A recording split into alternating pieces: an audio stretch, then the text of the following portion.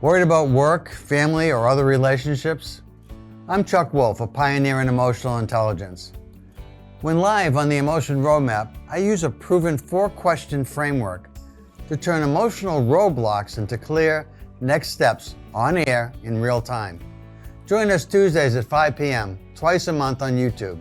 Subscribe, go to YouTube, type in @CJWOLFE5, and ask to be notified when I'm live so you don't miss a show. Call in when you see the number on screen. In 1990, the psychologists who sparked the science of emotions asked me to help translate their research into everyday tools. I built the Emotion Roadmap, a simple 4-question model that helps anyone improve how they manage their feelings and influence others ethically and effectively. On the Emotion Roadmap, take the wheel and control how you feel. We turn worry into clarity and stress into strategy. Each 45-minute episode blends practical psychology, common sense tools, guest experts, and live caller coaching. Smart, capable people often get stuck when emotions run high, and this show helps you get unstuck fast. When you call, you help everyone else who listens. As I help you, I explain how the Emotion Roadmap works so that everyone listening is learning to use the process. To learn more about me, go to www.emotionroadmap.com.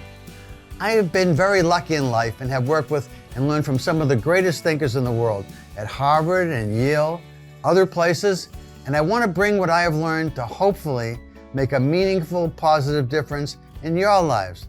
Enjoy and tell your friends and your family.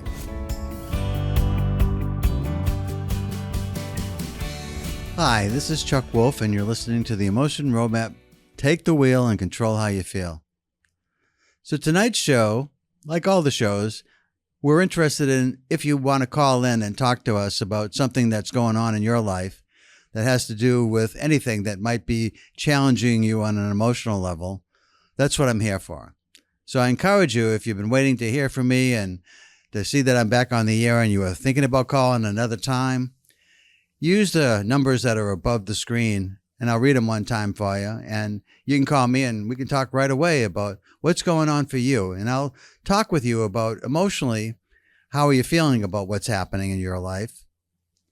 Ask you whether or not you really think that maybe you want to find a way to change how you're feeling, because you might find that to be helpful. And the show is really about that. It's really helping people who are smart, who are good critical thinkers, who are really excellent problem solvers under normal circumstances, who find themselves stuck, often find that being stuck has a lot to do with how they're feeling. Emotionally, they might be concerned about something internally. They might be concerned about emotionally upsetting someone else that's important to them for one reason or another. In your life, if you have challenges in the workplace, if you have challenges in the home, in your community, anywhere, that you may be a part of a group, a team, an organization, you may be the leader, you may be someone who's just an employee. If you're dealing with something in your world, in any part of it, where you feel stuck emotionally, then use the numbers to call. The numbers are 402-225-0781. That's the phone number. Again, 402-225-0781. And the PIN, after you make the phone call, they'll ask for a PIN, and then the PIN is 882-041-574 and the pound sign. And you can do that at any time during the show. So don't worry about interrupting me. I'm fine. If you want to call, that's really the design of the show is to encourage people to want to call in and find ways to get help for challenges in your life that have strong emotions that are part of what's going on. Because if I can be successful in helping you, and I often am successful in helping callers, then that methodology, that template, that guide, is what I call an emotion roadmap, which is a series of questions that start with, so now tell me about your circumstance. And once I understand that, the first question is, so how are you feeling about it? The second is, how do you want to feel? What would be better to feel, perhaps, than what you are feeling? maybe even ideal to feel. And then how do we get there? How do we get from what you are feeling to what you want to feel? That's the idea of a roadmap. How do we get from where you are to where you want to be emotionally? And then finally, as we explore options for what might actually work for you, that I would call an emotion-based plan, I ask you to tell me of the things we've discussed, is there one or two that you might really feel like you're excited to do? You're really willing and able. You also have the capacity to do it. So you're excited and you're capable, because that's when you have a real emotion-based plan that could work for you. Like any plan, it has a chance of success. If it's well thought out and I've helped you with it, chances are it's a decent plan and it might really work just as is. But often plans, like any plans, sometimes need to be modified. Hopefully you get your farther along and you move in the right direction, but you may need to modify it, which again starts with, so whatever you tried, how you feeling now? And if it's gotten you closer to how you want to feel, what will it take to get you to the finish line, get you over the goal? Get you over the goal line. What would it take to make you move forward? And you just repeat the process. So in helping you, I want to teach people how to use this process in their lives, because all of us benefit from knowing a strategy that helps us to manage emotions internally as well as to influence the emotions of others. Because we can't really change somebody's emotions, but we certainly can influence how people feel.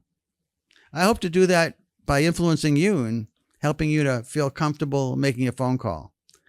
Rather than wait and hope that you hear something that might be helpful, if you got something specific that you'd like to talk about, call me at any time. I'm on from 5 p.m. to 5:45 p.m. on most Tuesdays.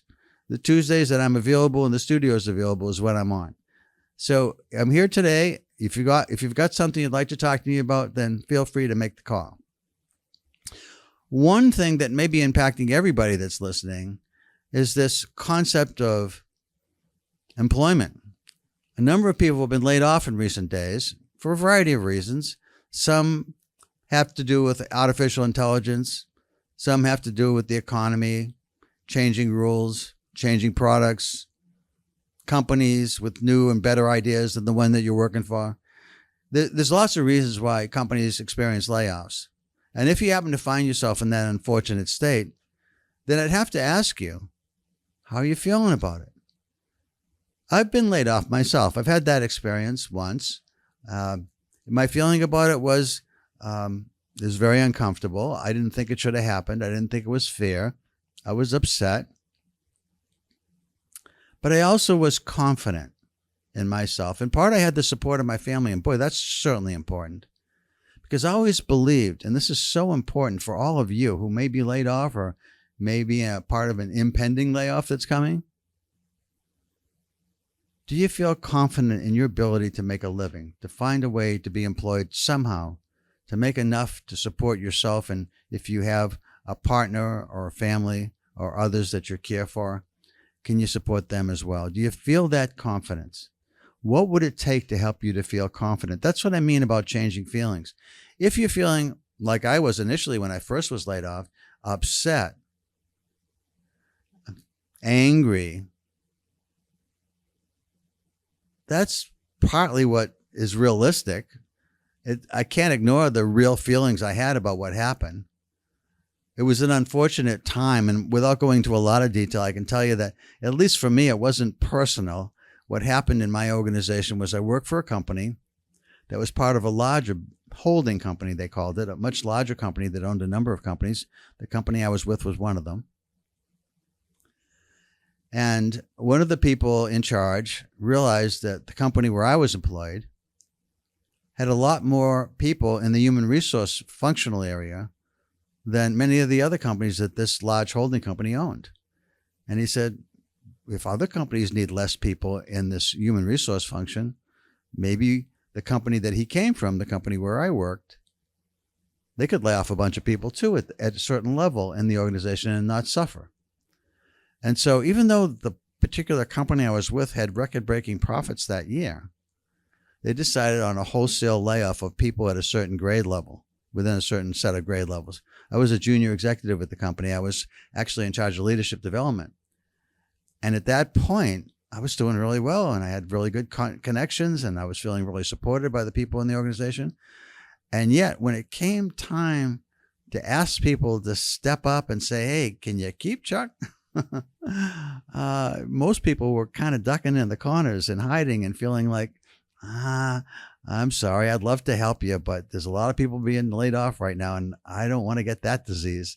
I felt like it was a contagious, I had a contagious disease. So people didn't want to help.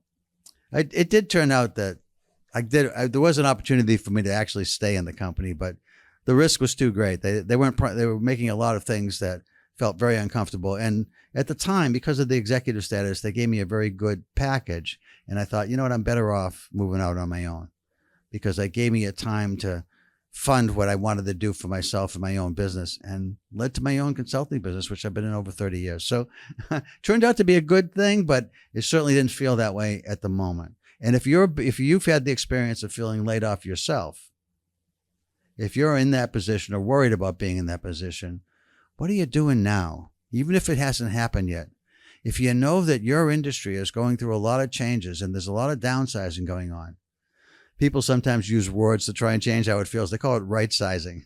Like that's going to help. I hate when people make words up just to try to camouflage what's really happening. But in any case, if you think something might be impending, sometimes people's tendency is to just stick their head in the sand like an ostrich and not pay attention and hope for the best, and somehow feel like, if you believe in a God, that God's somehow going to take care of you. Well, I tend to be a believer in God, but I don't necessarily count on God to do for me what I'm capable of doing for myself.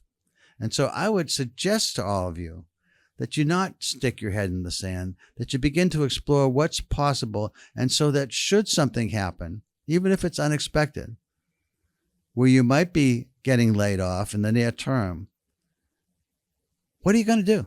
What's your plan? Start thinking about how you'll feel, how you want to feel, what would be ideal to feel. Start thinking about how to go into that situation, that circumstance, as unpleasant as it might seem, feeling somewhat confident. The curious thing about change and loss and grieving is that it goes through a general process that kind of works like this. When somebody loses something important to them, it could be a relationship, could be, someone in your family is, you lose a loved one.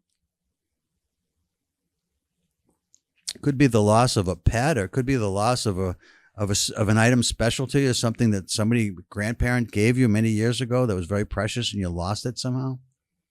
It could be a number of things that cause you to grieve. And the grieving process, oh, by the way, it could be a loss of a job. That's why I'm talking about this. It could be a loss of anything that's important to you. The grieving process sort of starts like this. You either go through denial, it's not going to happen to me, it's not going to happen to me, and you hope for the best, and maybe you're lucky and it doesn't. But that's denial. And then if it does happen to you and you're upset about it and you don't think it's fair at all, you feel it's totally unjustified, then you're angry.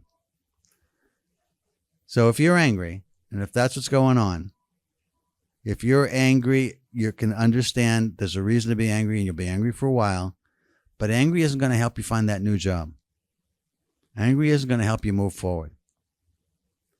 What you want to feel is in a sense of adventure, excitement, curious, open to new ideas, new thoughts, new possibilities. Now, it doesn't happen quickly. You don't go from the anger just because I'm saying it to letting go of the anger. You've got to allow yourself some time to grieve. That's legitimate, and it's going to happen.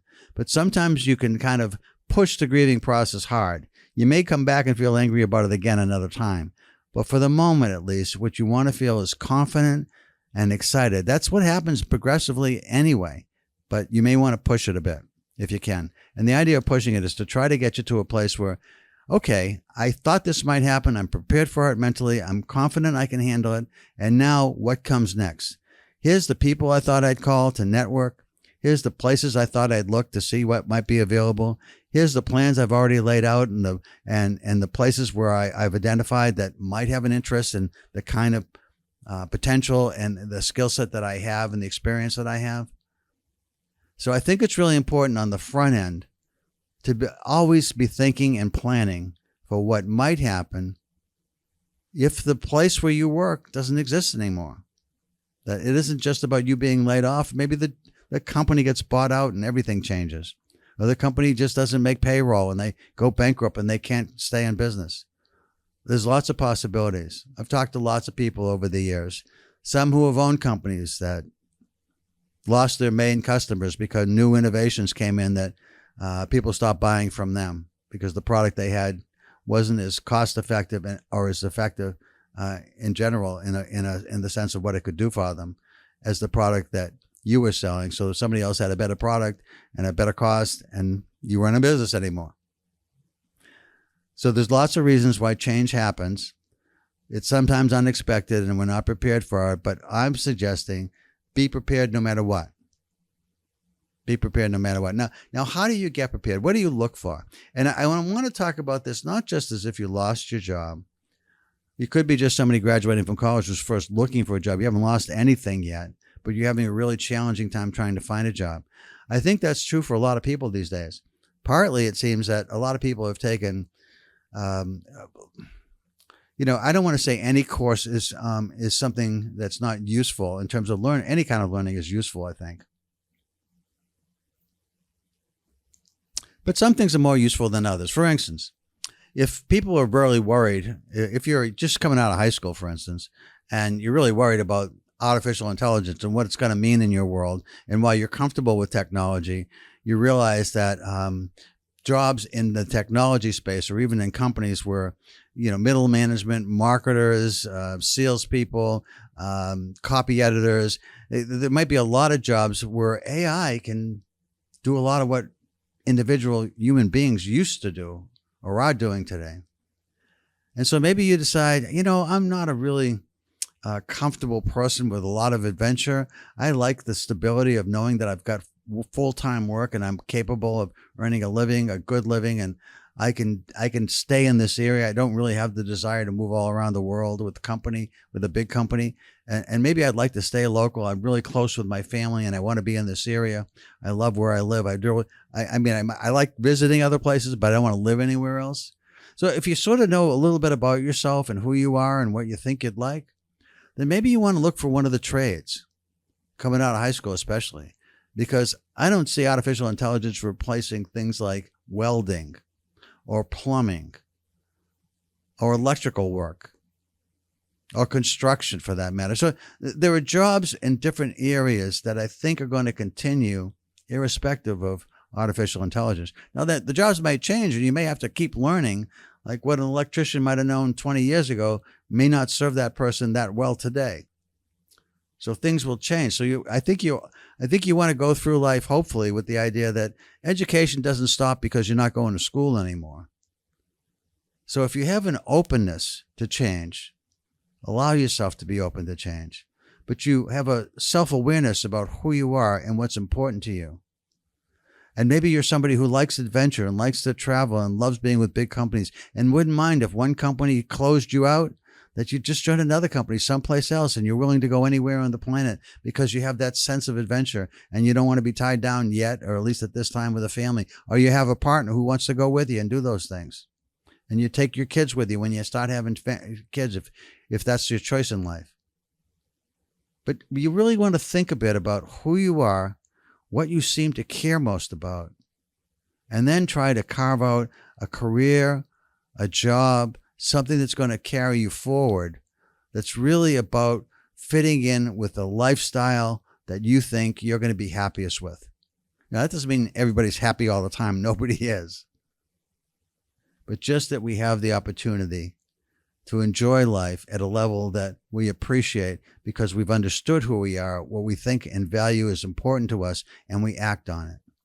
Some people say things like, my family is the most important thing in the world to me. And then they move away from their family and don't see them again for years. I don't know. Can you do both? Can you be adventurous and still be family? Probably you can figure it out. But those who go away and don't really return hardly at all, what do you really value? What's really important to you? So being really thoughtful about what's important is how it starts with finding and landing a good job that is really something that you want and you value, where you feel valued and important. Anybody that owns a home knows how important that the people like an electrician or a plumber is to them, right? Or anybody who's a handyman that can do a lot of odd jobs with fixing a washing machine, or fixing a step that's broken, or changing, a set of lighting in a room, or painting a house. Or there's so many things that are not driven by anything other than your competency and your ability to perform, and learn and be open to being good at customer service, knowing how to have a relationship with your customers as well as your family and friends. And that makes for a good life when you have the kind of job that you really find that you feel you value, and you feel valued by the job and the people that you support in it.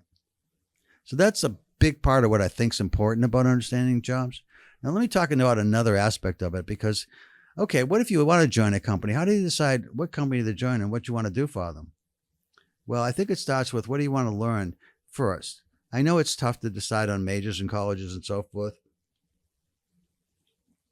And there's a lot of people that have gone into, gender studies, studies about, all kinds of things that have to do with culture and race and religion and things like that. And I think it's great to have an education about all those things. At the same time, I say that's great to learn those things. You also want to be looking at, what am I learning that's going to help me be employed? So you want to do both. I love the idea of somebody being educated in the humanities, because I think that really helps quite a bit with critical thinking. I think literature, learning about character development and how people in stories handle circumstances and situations that at some point you might face in life. You get ideas from watching and learning from characters, whether in movies or series that you might watch on Netflix these days or something, but a lot from literature as well. Literature offers the opportunity for more character development typically than something that you might watch. So, do you read a lot? And do you learn a lot about lots of ideas and philosophy and the humanities and other subjects that stimulate your mind? At the same time, are you learning a skill set that's going to serve you in the future? Are you learning about engineering? Are you learning about optometry? Are you learning about medicine? Are you learning about law? Are you learning about negotiations? Are you learning about relationship management and customer service? Are you learning skills that are important in the workplace? Because at some point, we're all out there selling ourselves, trying to convince someone who's an employer that we're the right choice for this particular job that we're seeking and that they have a need for. So I think you want to understand, what do you like to do? Do you like taking things apart? Are you somebody who's mechanically oriented? Are you somebody who's really interested in teaching, maybe because you really love ideas and you love learning and you really enjoy being part of an education community? Are you somebody who's really interested in the water, in swimming, in boating? Do you love something to do with marinas and taking care of boats in the water, dealing with weather issues, managing the climate change, working in the oil industry as an engineer, as somebody who likes something to do with understanding how the earth moves, shale works? You like knowing about all kinds of things that you might find of interest. Are you interested in space, which is going to be an enormous opportunity, I think, going forward? What's going to happen in terms of all of us moving, whether it's data centers we move into space, or we have storage facilities, or we have satellites, or we have communities that we put on the moon at some point, or some planet someplace. It's going to be a lot that's coming that's going to be innovative and new. But part of this all starts with what's going to work for you. That's going to be something that you don't have to be happy all the time, but at least comfortable with, that you're going to enjoy, and life isn't going to be miserable because you're doing it. What causes people to go into dentistry? What causes people to do something where they want to know about, how do I help people deal with, illness, so medicine, or with anxiety, so psychiatry or counseling, anything, studio production. But maybe you love making videos, and video editing is a big skill at this point in time. Artificial intelligence may take some of those skills, but I think there's always going to be the human element that's part of the creative idea. So I think it's really important that you understand what's important to you and what, in fact, does the world need now. I think that was a song, wasn't it? What the world needs now. But I think you want to think about that. You want to think about where are the skills that are going to be part of what the world is going to need, and there aren't enough of them. And it's a moving target because, I mean, right now there's some wars happening, and there's a lot of like submarines and missiles being built. So some of the defense industries are kind of booming right now. Maybe I would love to think we go through a period of time where there's no wars happening and peace is, the whole planet is peaceful, and we go through a whole number of decades like that. And those industries might lose some of the people that are building weapons right now. So you have to be flexible, but you also want to think about what's there now where I know at the end of my college graduation or at the end of my trade school or at the end of high school, I know what I'm going to be doing. I'm comfortable with the idea that I know the kind of life I'm looking forward to lead. By the way, these things can change. You don't have to stay locked in because you make a decision when you're a young person. You can change. You can change at any time in your life. If you've got a family, then it's a little more complicated because if you're changing, you want to be changing with your family if you want to keep everybody together, of course. So I think that's important. Another aspect I think that's really important to think about is what are the competencies needed? You know, how do I learn, for instance, to be a good decision maker? I mean, you can actually, it isn't just experience. There are actually educational courses about decision making that allows you to understand the importance when you make a decision, as an example, of do you do it alone when you're inside a group? Do you need the group's consensus? Do you need the group's support, total support? Can you arbitrarily decide? Does the boss decide? Does the person who's the leader need everybody's input in order to get supported for the decision? Are there different choices and then different cadres of people who are aligned on one side of an issue, others on another side? So how do you make decisions organizationally that feel like you're being supportive of the people you lead or the people you work for or the people you work with? So decision making is a competency. How do you learn to be good at that? Leadership, of course, is a competency. How do you learn to be a good leader? I hope that in the many things that I do online, for newsletters that I might put out or other ways, I try to inform people about how to be an emotionally intelligent leader, how to pay attention to how people feel. I'm struck by the fact that people, for instance, I'm often reading things that say something like, people don't leave organizations. They leave the manager they work for. If it was Gandhi that said, be the change you want to see. I've transformed that a bit to be the leader you want to work for if you're in a leadership role. But how do you learn to lead? What are the ways that you can learn and teach yourself about leadership? Start early. Take on some projects where you're a project lead in schools, even in junior high school or middle school or high school or college. Take on some roles where you're the leader in certain group activities. A club that you might start. A team that you might have, a band that you might run. Think about ways to build leadership skills. Think about ways to build skills that have to do with how do you give people feedback. It's another critical skill in the workplace. How do you accept feedback? Are you someone who gets very defensive if anybody says to you, hey, Chuck, I got something I'd like to talk with you about. Can we have a moment here? And you figure, oh my God, they got something they got to say to me and I know I'm not going to like it. Or do you go into it thinking, well, this is a person I like and trust, so I wonder what they got to say to me, and I wonder if it's something that is going to be something that helps me to grow. Now, I don't know too many people that approach it quite like that, but wouldn't it be great if most of us did? And if it's something that you kind of discount, or say, oh, I can see why you'd think that, Jane or Mary or Mohammed or whoever you're talking to.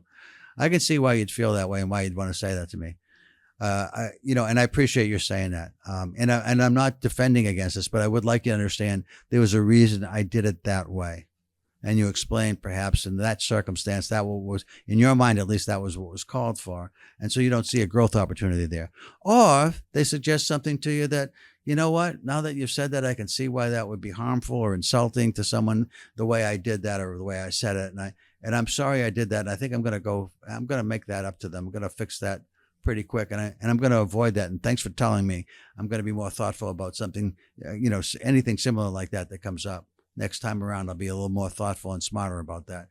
And I wouldn't have known that if you hadn't said something. So thank you for that. Isn't that the way you'd like to handle feedback?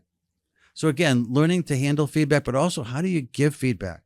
One of the things I've learned over the years is not everybody wants to hear feedback. You know that too already, I'm sure. Well, what do you do? What do you do when you want to deliver feedback to somebody? How do you start? How do you position in the way so the person can hear it? Now, I don't think this is the same for everybody. Some people just say, hey, tell me straight out. Don't sugarcoat it. Don't make it. I just want to hear what you have to say and let me think about it and I'll deal with it. Okay. Or you got people that, just get mad at you for sharing that, for saying that, for thinking that, for believing that. How could you think I would believe that or feel that or do that? Why would you think that was my intention? That was never my intention. And you become very defensive. That's not unusual for people to do that. So how do you, when you're delivering feedback, avoid that? So again, these are things that you want to think about. What do you need to learn that's going to make you successful? So there certainly is the technical abilities. If you're very good at math, maybe you want to become an actuary, maybe an engineer, maybe a math teacher, maybe a nuclear scientist. Again, what do you think you're good at? And what would you enjoy doing a lot of with the time we have on this planet? That would make days where you're working feel like, you know what? And every day isn't highly enjoyable, but most days I'm pretty comfortable doing what I'm doing. And of course, if you're with people that you enjoy being with, that's a big part of it. Again, as I said to you a moment ago, people don't leave companies typically, they leave managers. That's when you leave on your own. Now, I've talked for a while, so let me just stop and just ask you. Again, if you got something that you'd like to talk about career-wise, if you think there's something that you've got going on that you'd like to share, you're looking for a job, you're thinking about some ways to do it, and you'd like some help with that, then use the number above me on the screen to call in. You can call in, and you can get some help directly for your specific situation. Again, I'm talking very generally about the things that you want to do. And I'll talk some more about that in a moment. But I do want to give people a chance in case you got something right now where you're out there, you're looking for a job, or you're looking for a promotion. I'll talk a little bit more about that going forward. But for the moment, at least, I want to allow you time to call in case you've got something you'd like to chat with me about. Now, it doesn't have to be about work in the workplace, but it can be really about anything because I'm happy to field any phone calls. I did have a phone call the other day, and that was fun. Fun for me to have a phone call. And I think the woman that called was Trisha. She got some interesting help, I believe, with time management. And I hope that, Trisha, if you're listening, I hope that was helpful to you. But again, if you would like to call, people have called for lots of reasons. I had a lawyer call me once, not that long ago, that wanted some help with his business because he was nervous about artificial intelligence. I've talked about this before, and he was worried about that. I had somebody call in who was nervous about giving some feedback to her boss. She liked her boss. She liked working there. She's been with the company a lot of years, but her boss does something that's highly annoying to a lot of people. She's sort of okay with it, but she knows it upsets a lot of people and everybody's afraid to speak to them about it. So she called in to get some help with that. There were people that called in that said, look, I got a really tough colleague that I work with that's constantly sarcastic with me and just generally annoying and frustrating. And I'm really having a hard time. And I like the job and I like the company. I don't want to leave, but I'm wondering what can I do about that? So anyway, there's lots of reasons why you might call about the workplace, but you also might call about, hey, I'm struggling with my child at home. I'm really having a hard time figuring out how to get them to be more focused at school or to really rethink the crowd that they're hanging around with or to help them. They're really struggling with the idea of even if they want to go to school or college after high school or again, lots and lots of things that you may have an interest in calling about and talking about. And honestly, I've worked in all these areas. I've worked with the largest companies in the world and, most of the military organizations in the United States and whether it's the Army, the Navy, the Coast Guard, I've worked with all of them. I've worked with some government officials. I've worked in local and state and government. So if you've got something that you want to talk to me about, again, I've worked with small companies, medium-sized companies, big companies, and schools. So if there's anything that I can help you with, give me a call.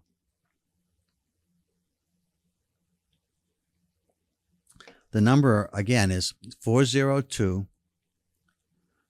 This is the phone number now. 402-225-0781. And after you dial that number, you can, then it will ask you for put in a PIN. And the PIN is 882-041-574 and the pound sign. And then you're talking to me. So if you think I've got something I've said that you're interested in, even if you've got a question about anything I've talked about, this is a good time to call. I've got about another 13 minutes or so to talk to you.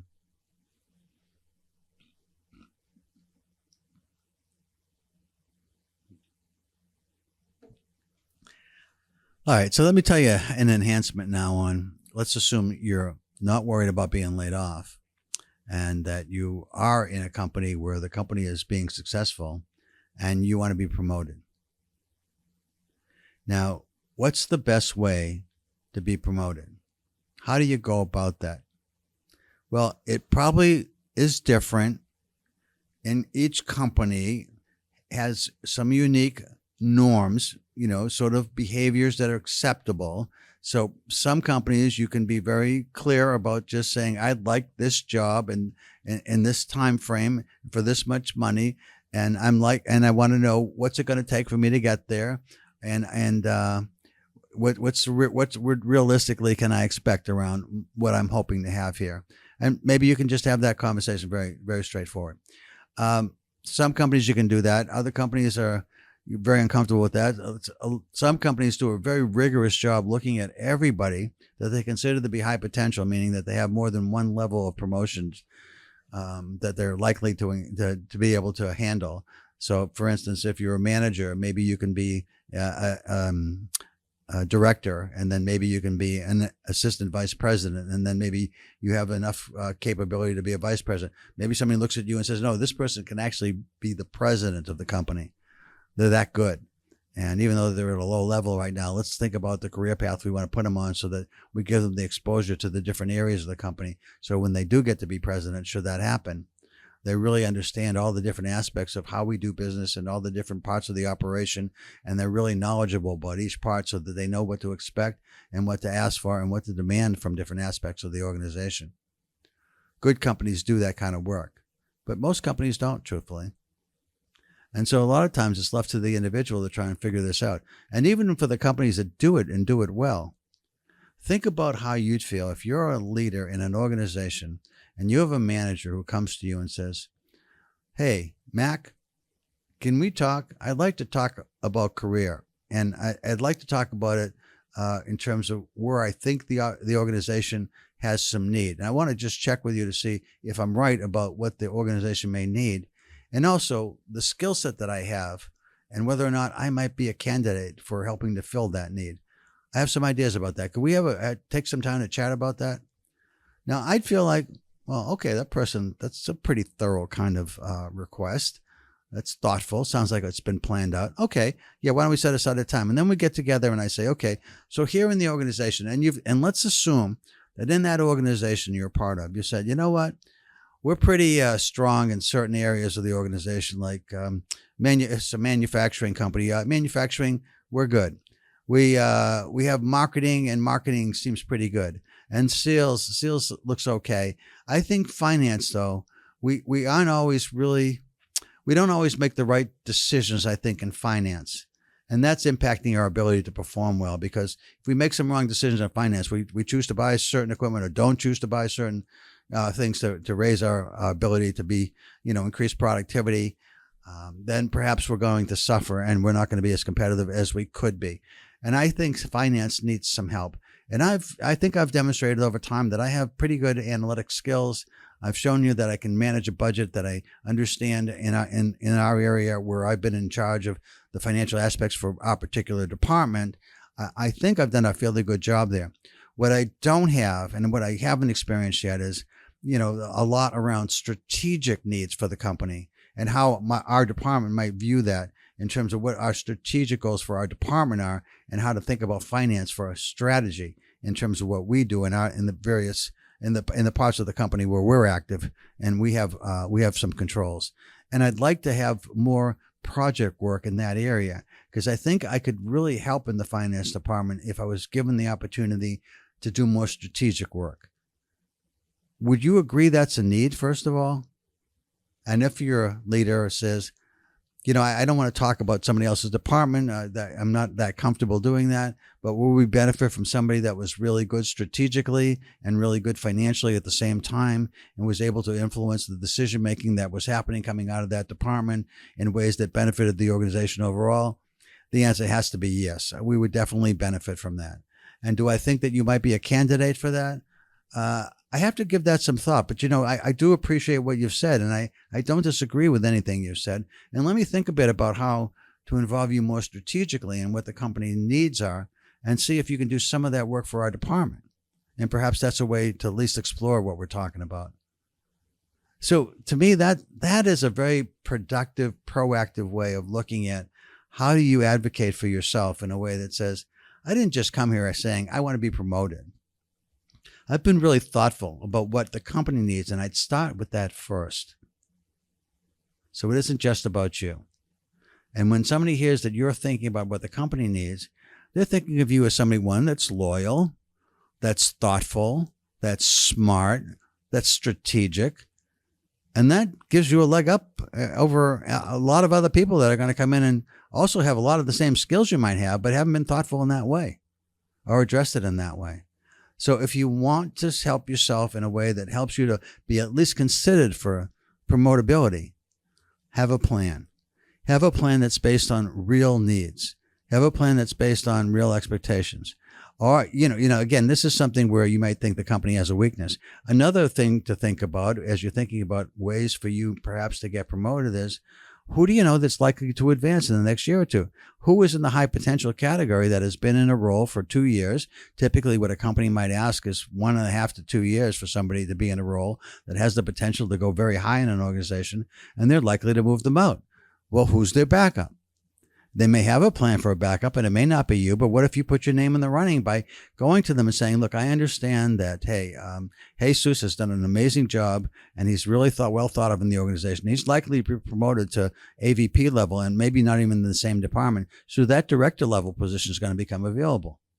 Now, I think once that position becomes available, my guess is there may be candidates already named for it who you're thinking about, but I'd like to be considered for that. And could I spend a few minutes telling you why? And also tell you what I think I'm really strong at and what else I think I need in order to be positioned for that. And even if I didn't get that, I'd like to learn that skill set anyway. So should another opportunity like that show up, I'll be available and ready. So I think it's really important to understand that when something is impacting you career-wise, whether it's about a promotion or just simply getting employment, I think it really behooves you to think about, what can I do emotionally?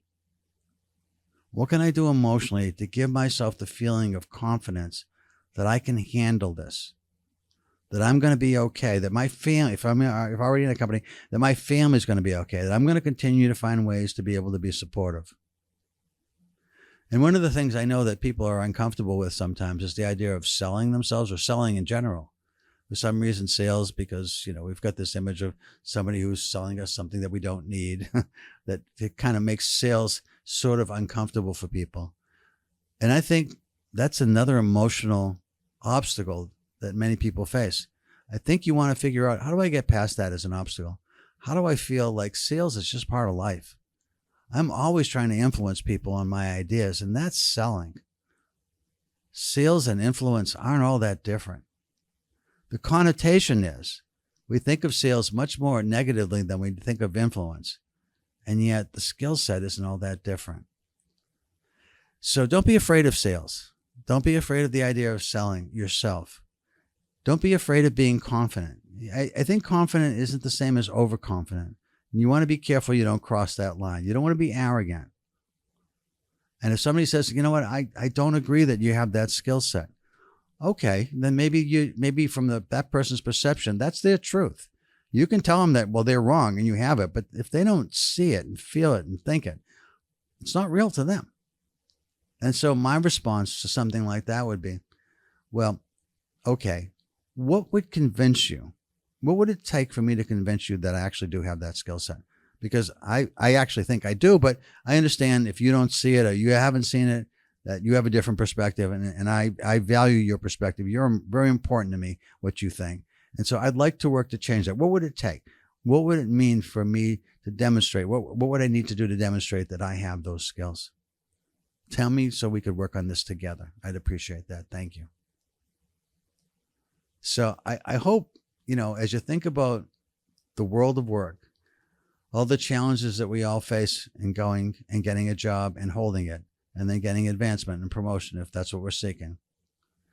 I hope I've given you some ideas about the emotional side of this and ways that you can be prepared more thoughtfully and more proactively to deal with seeking employment and then seeking advancement within that company in ways that most people don't really recognize or think about. So hopefully you're going to be more thoughtful going forward. You're going to be more creative about the way you approach these things. You're going to be more emotionally confident and competent than many other people while you're out there seeking these kind of roles, either as a first-time job seeker and also knowing something about what you're going to value and what you care about and where you want to live and how you want to live. All those things go into it, and I hope I've given you some food for thought. And I really wish you well, and I thank you all for listening, and I hope you've enjoyed the show. I'm Chuck Wolf. This is the Emotion Roadmap. Take the wheel and control how you feel. And the show's been about career guidance, employment, and confidence and competence, finding ways to make it work for you and for those you care about. Thanks, everybody. Have a good day, and I'll be on Tuesdays from 5 p.m. at this station on CJ Wolf 5 or on the Simsbury Media Station. Thanks, and I wish you a very good week. Talk to you later. Bye-bye now.